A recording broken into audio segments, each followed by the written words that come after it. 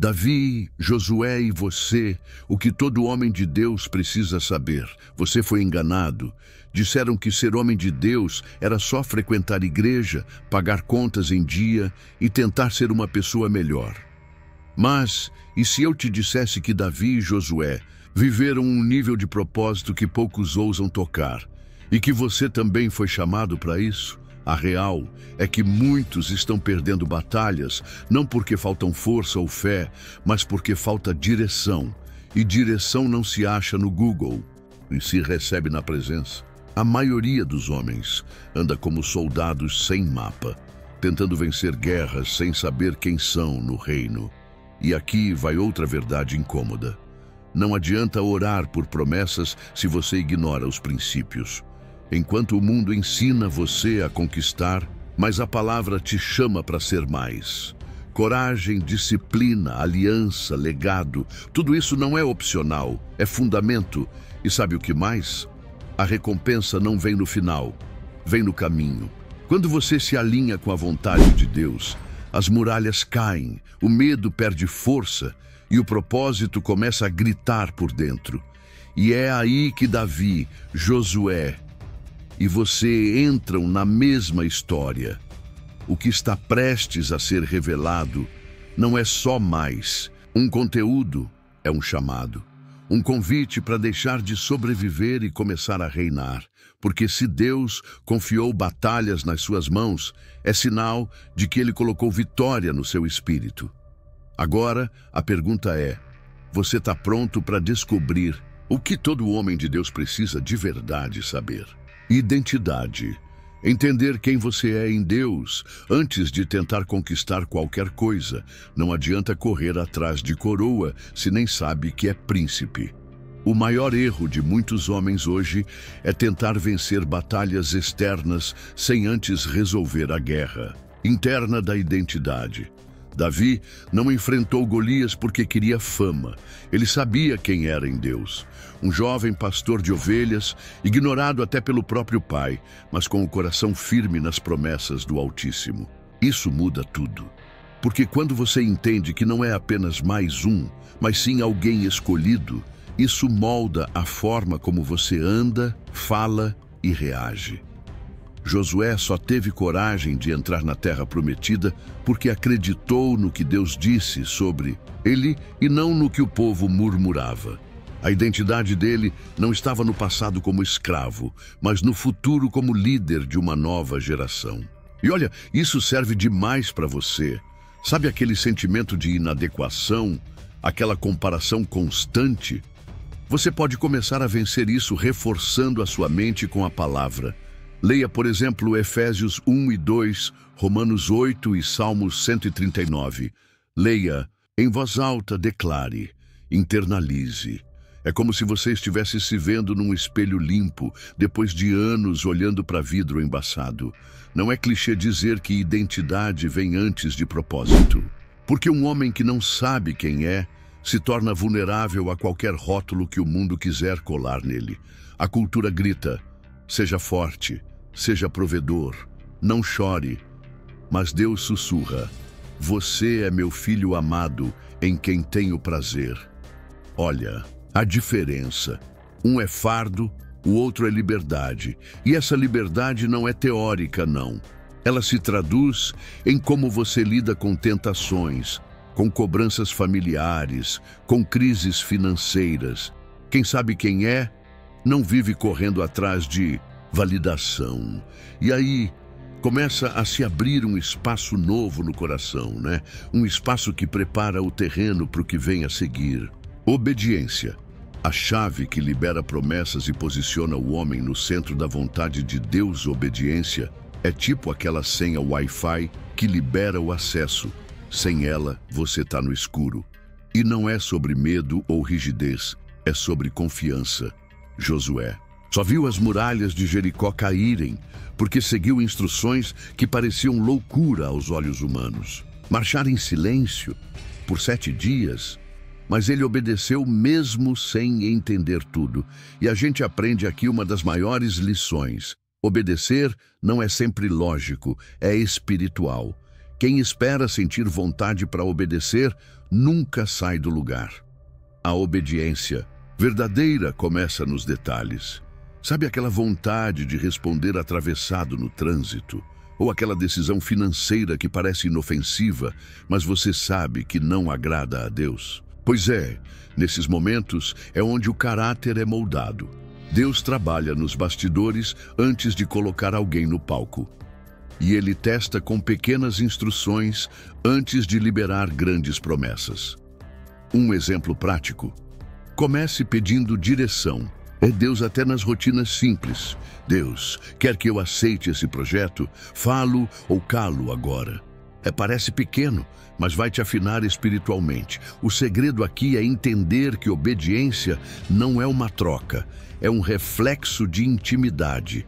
Quanto mais perto de Deus você anda, mais natural fica dizer sim para Ele. E isso não quer dizer que será fácil. Às vezes, obedecer vai te custar amizades, oportunidades e até status, mas vai te posicionar no centro da vontade dele. E isso vale mais do que qualquer aplauso. Muitos querem a bênção de Davi, mas não topam a disciplina de Davi. E aí entra algo ainda mais profundo que vamos explorar logo em seguida.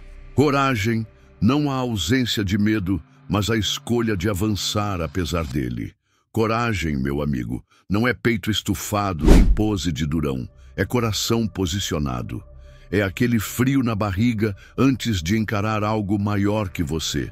E ir mesmo assim. Davi não foi até Golias porque não sentia medo. Ele foi porque sabia em quem estava a força dele. A diferença entre quem fica parado e quem avança, muitas vezes, está na decisão de confiar mesmo tremendo. E convenhamos, quem nunca tremeu diante de um desafio, está brincando de viver. Josué, antes de cruzar o Jordão, ouviu 3 vezes a mesma frase: seja forte e corajoso. Repetição não é à toa. Deus sabia que ele precisava se lembrar disso o tempo todo, porque liderar uma nação inteira não era tarefa leve. E na vida real, a gente também precisa dessa dose de coragem diária, para perdoar quem feriu, para começar um novo projeto, para assumir um chamado que dá medo. Quer um exemplo simples? Manda aquele currículo mesmo, achando que não é bom o suficiente. Vai naquela entrevista com oração e peito aberto. Age com fé e não se engane. Coragem não se aprende só lendo livros. Se exercita no campo de batalha. Tem dia que a coragem vai ser só levantar da cama e encarar a rotina. Noutros, vai ser se posicionar contra um sistema inteiro que tenta te calar. Mas o ponto é, coragem não vem do ego, vem da presença de Deus. Quanto mais tempo você passa com Ele, mais ousadia você desenvolve. E essa ousadia é o que começa a pavimentar o caminho para algo ainda maior, mais profundo, mais transformador, que a gente vai explorar agora. Intimidade com Deus, a fonte de sabedoria, força e direção que sustenta o homem nas batalhas. Tem gente que acha que intimidade com Deus é só rezar antes de dormir ou ir ao culto domingo. Mas olha, é bem mais do que isso. Intimidade é quando você para de falar com Deus como se Ele fosse um gerente de banco e começa a tratar como pai, presente, interessado e acessível. Foi essa conexão que manteve Davi de pé, mesmo perseguido, traído e sozinho. Ele escrevia salmos no deserto, derramava o coração sem filtro, e é isso que muda o jogo.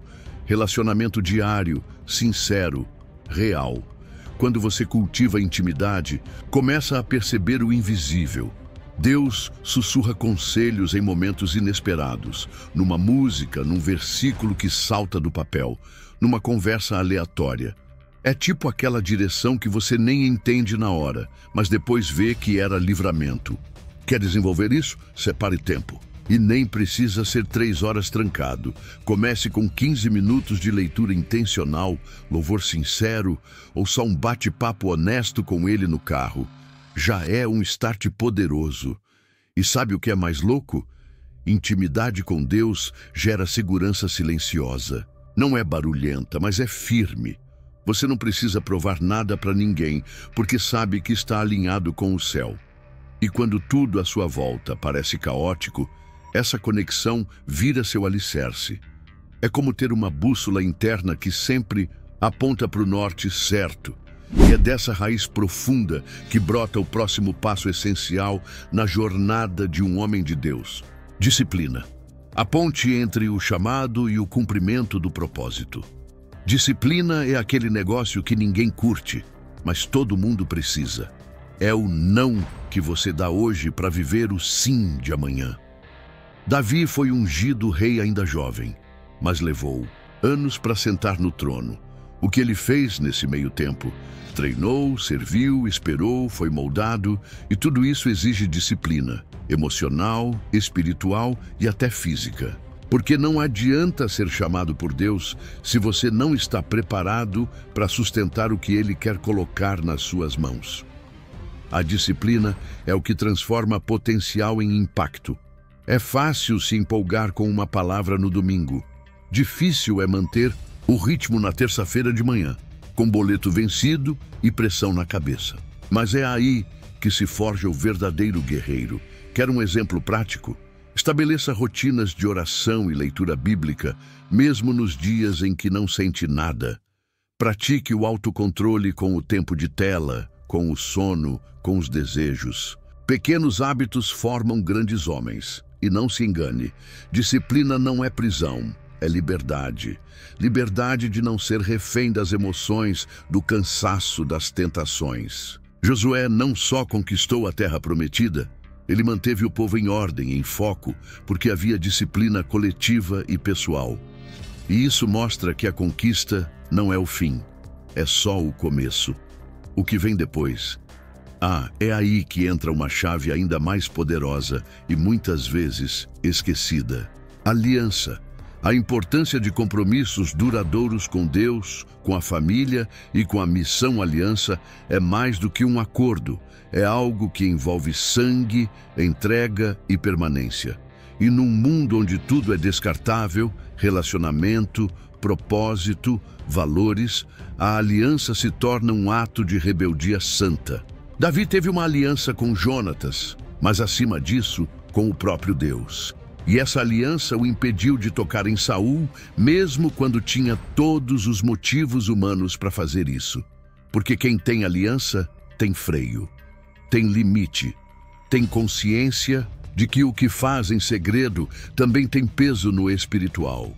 Hoje, o homem que quer andar com Deus precisa entender que quebrar aliança virou moda, mas não agrada o céu.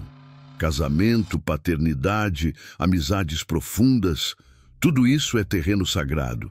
E quando tratamos como qualquer coisa, abrimos portas perigosas. Quer viver isso de forma prática? Honre sua palavra. Dê valor aos compromissos que faz. Ore com a sua esposa. Seja presente para os seus filhos. Mantenha contato com seus mentores e irmãos de caminhada. Não se isole. Aliança também é cobertura. E o mais lindo da aliança é que ela se sustenta mesmo quando você fraqueja. Deus manteve a dele com Davi, mesmo após o pecado com Batseba, porque havia arrependimento genuíno e um coração contrito. A aliança não exclui correção, mas assegura restauração. E quando um homem entende isso, ele caminha mais firme, mais humilde, mais centrado. É esse tipo de base que sustenta o peso de algo ainda maior. Algo que começa a ser construído de dentro para fora. Legado. Viver de forma que sua vida fale mais alto que suas palavras, mesmo depois da sua morte. Legado não é sobre deixar herança, é sobre deixar direção. É quando a sua vida continua pregando mesmo depois que você não está mais aqui. Davi deixou legado porque formou líderes, estabeleceu princípios e viveu com paixão por Deus, mesmo tropeçando no caminho. O que ele construiu foi tão forte que até hoje é referência de rei, de salmista, de adorador. E o mais louco, ele não deixou isso só com palavras bonitas, ele deixou com decisões diárias. E isso é o que vale. Um homem que pensa no legado, vive diferente. Ele fala com mais intenção, ama com mais profundidade, lidera com mais responsabilidade. Josué, antes de morrer, reuniu o povo e disse: Eu e minha casa serviremos ao Senhor. Pronto.